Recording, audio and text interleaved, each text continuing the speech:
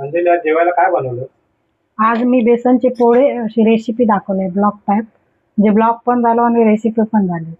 तर हे बघा हे छोटे छोटे असे मोठं करतात ना, मग मी एकच असं बारके बारके असे छोटे दाखवते. हे बघा असे दाखवले.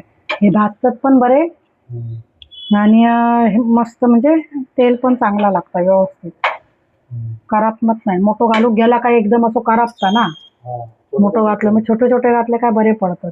तर हे बघा ही भाजी बटाट्याची थोडीशी सकाळची भाजी म्हणून म्हटलं आता भाजी नाही करणार, पावसाळा पडता म्हणून म्हटलं पोळे घालूया.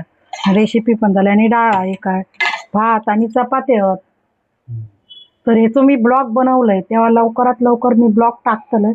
तेव्हा कसं हा ब्लॉग तुमका आवडता तो सांगा कमेंटमध्ये, मका नक्की सांगा. तेव्हा आता चला गरम गरम जेवून घेऊया. पोळे गरम गरमच बरे लागतात ते खाऊ, थंड झाल्यावर बरे नाही लागणार.